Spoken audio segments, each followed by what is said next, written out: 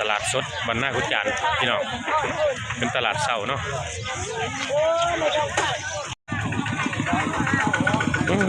ปลาซิวหน่อยโอ้ปลาอีกยังปลาบึกหมดฮะปลาเก็ดแหลกโอ้ตกไงเลย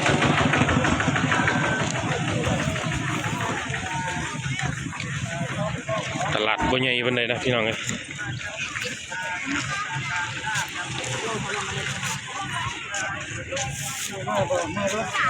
อาหารทะเลอาหารสดนี่เบิดพี่น้องยังนำพักบ่อันนี้มันยังอังคาอังอ้อมผักกุ้งลูก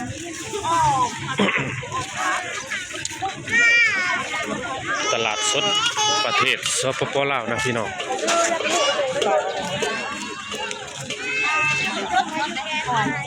กุ้งช้อยหมอออมผักกุ้งสด3 ถุงนี่บ่ลดบ่50ไป3เอาให้3 ถุง50ยังนะแม่ผักขมซอยละผักขมมืออ้อมือโลโดย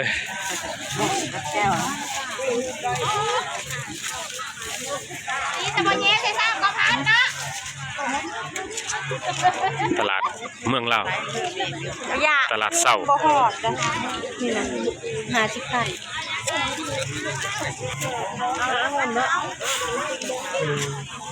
ไข่ลูกก็มีนะพี่น้อง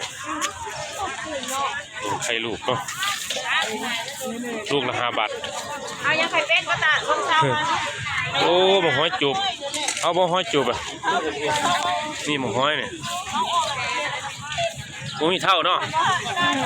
เท่ากูมีห้อยจูบลายเถอะโอ้ยูนี่เป็นกระสอบเลยพี่น้องเลยห้อยจูบย่างเดียวเลยเนี่ยห้อยขม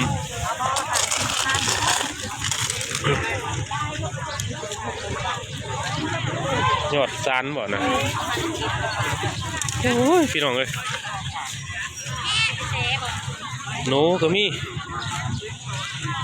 หนูปลาพี่น้องมีหนูนำ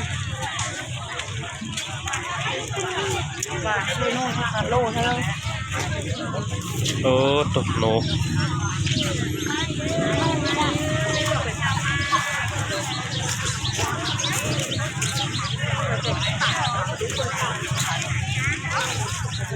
ตลาดยังนี่มีป้ายน้ำเด้อพี่น้องตลาดรุ่งเรืองเมืองอาสะพรเนาะโอ้บรรยากาศ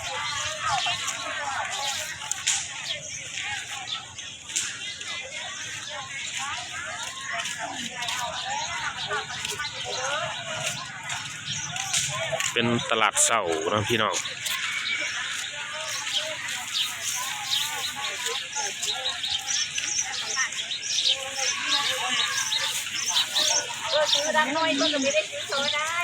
มีเวลามาซื้อกระดูก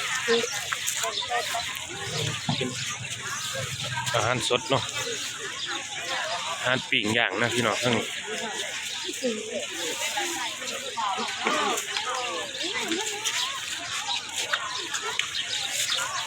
เบอร์ดองเปล่า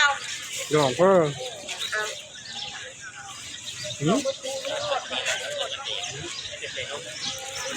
ได้ดองใต้เราไปก็โอ้ห้อยขัวบ่เนี่ยโอ้ถุงหนึ่งเนาะมิตรนั่นน่ะ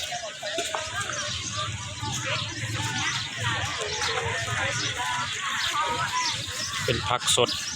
หลายนะพี่น้องผักสด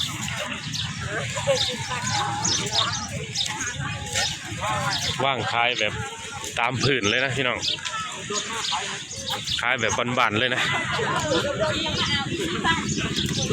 เข้าขายแล้ว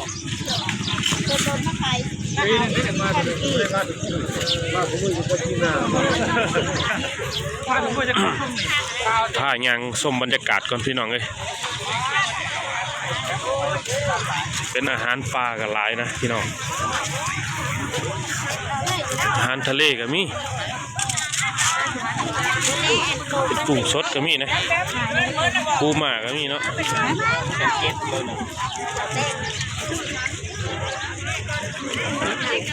หอยกระปูก็มี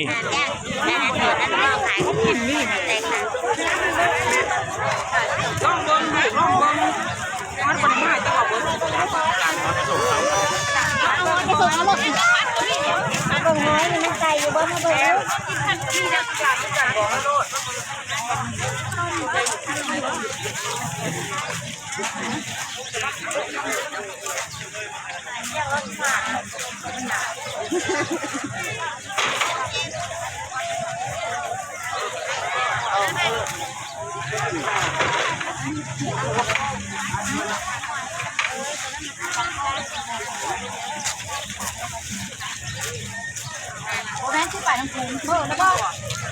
มันไปทางที่ ตลาดบ้านนากุดจานเมืองอัสสะพรนะพี่น้องประเทศสปป.ลาวเนาะนี่บรรยากาศช่วงเช้าๆนะพี่น้องเป็นตลาดเช้ามีครบทุกอย่างเลยอาหารปลาอาหารในบ้านมีเบิดพี่น้อง